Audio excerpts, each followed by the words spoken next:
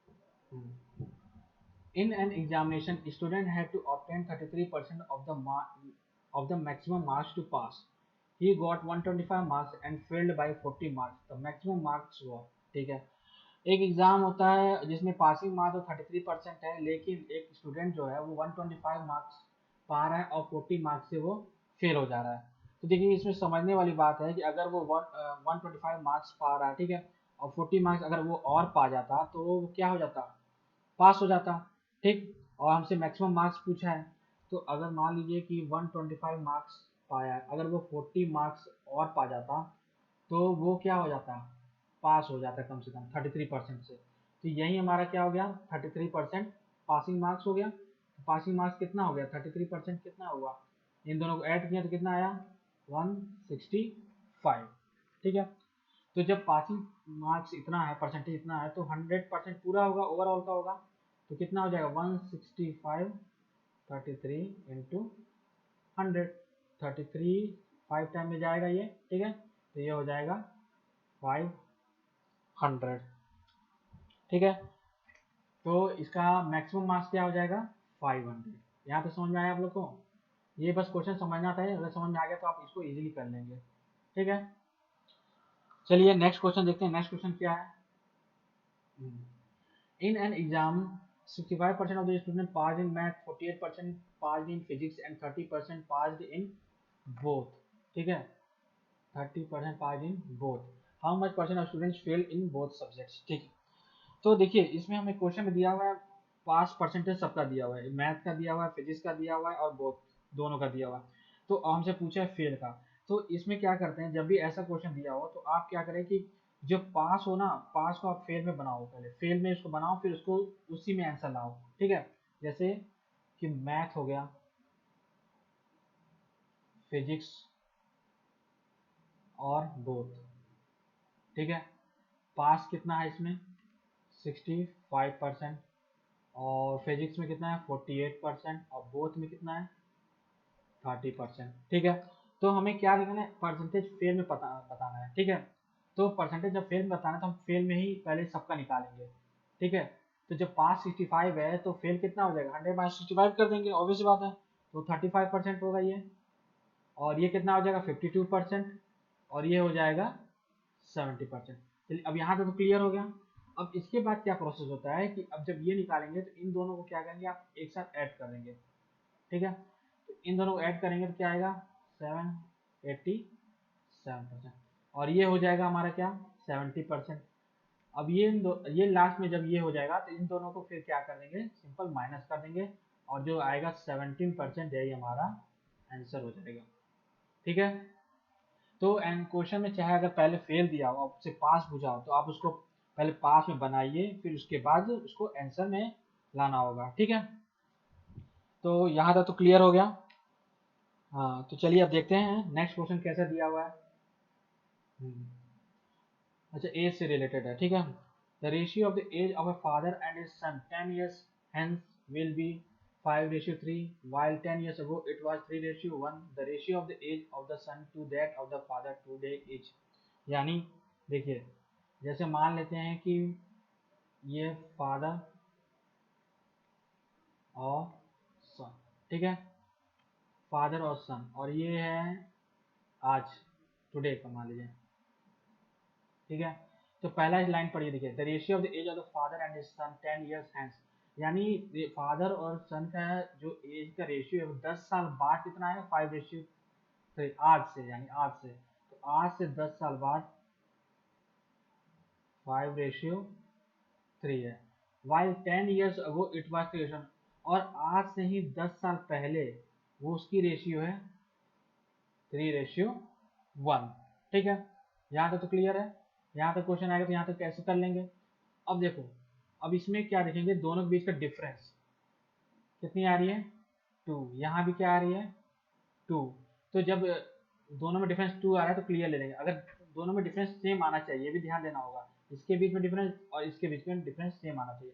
अगर सेम नहीं आएगा तो हम इसको डिफरेंस को सेम बनाएंगे, ठीक है। ऐसे क्वेश्चन बताएंगे, अब अगले क्लास में इसको बताएंगे कैसे इसको करते हैं, पहले अभी इसको देख लेते हैं, ठीक है। तो देखिए अब ये हो गया हमारा 2, और इन दोनों बीच का गैप कितना है, 10 ईयर ये था, 10 ईयर ये था, तो यानी टोटल कितना हो गया 20 ईयर, यानी तो यानी 1 की कितनी हो गई 10 ईयर। ठीक है, तो ये आगे निकल के आ गया 1 की वैल्यू।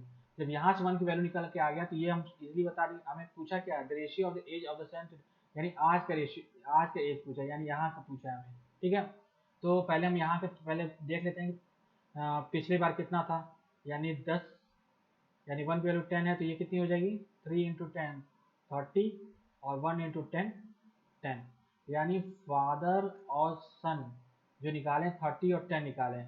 ठीक है, और 10 साल पहले की है, तो यानी अब कितना होगा, यानी 10 और इसमें जोड़ दो, तो 30 प्लस 10 40, और 10 प्लस 10 20, तो ये आ जाएगा 4:2, यानी 2:1।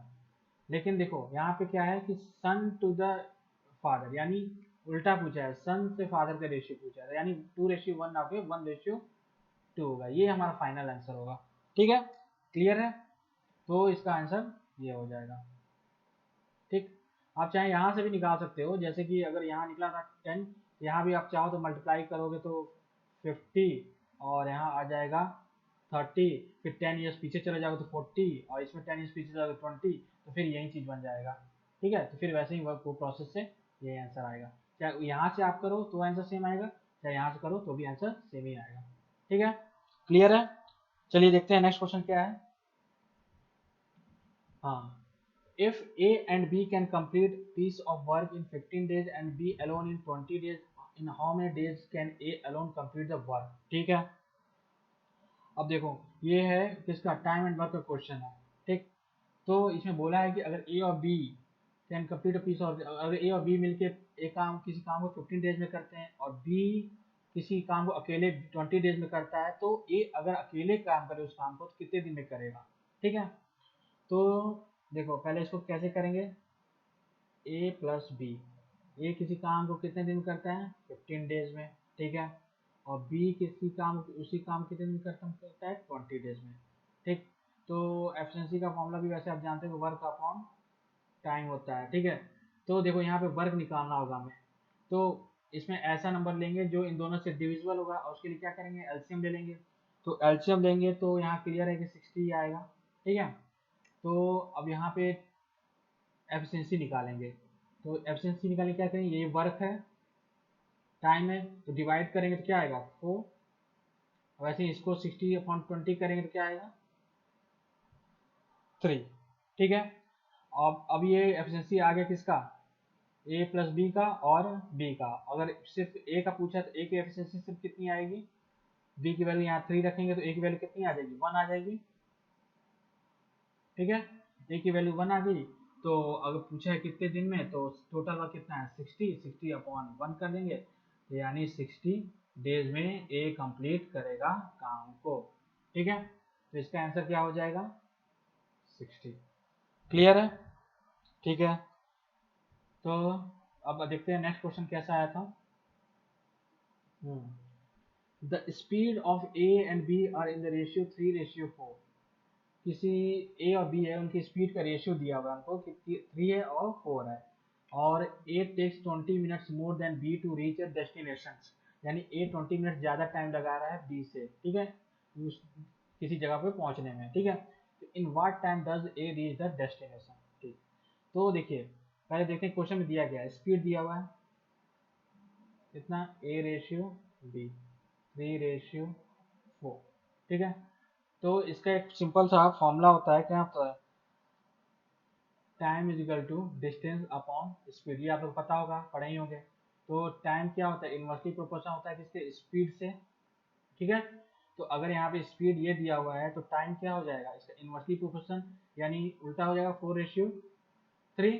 ठीक, तो जब यहाँ टाइम क्लियर हो गया, अब बोल रहा है कि ए टेक्स 20 मिनट्स मोर, अब ये दोनों जो है, इन दोनों के बीच का जो डिफरेंस है कितना आएगा 1, ये जो ये डिफरेंस दिया हुआ है ये 1 ना होकर यहाँ पे क्वेश्चन दिया हुआ है 8 टेक्स 20 मिनट्स मोर, यानी 1 की वैल्यू ही 20 है, ये क्या है हमारी मिनट में है।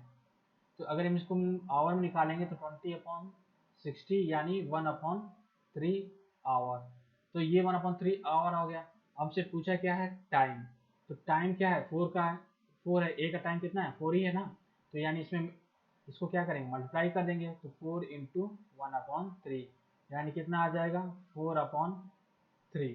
ये क्या हो गया, आवर। और ऑप्शन में देखेंगे तो ऑप्शन में इससे मिलता जुलता कौन सा रहेगा, इसको हम क्या करेंगे, मिक्स फ्रैक्शन बना देंगे, ठीक है, और 3, ठीक है, ये हो गया मिक्स फ्रैक्शन में। अब ये हो गया हमारा फाइनल आंसर, तो ये हो गया कंप्लीट, ठीक है।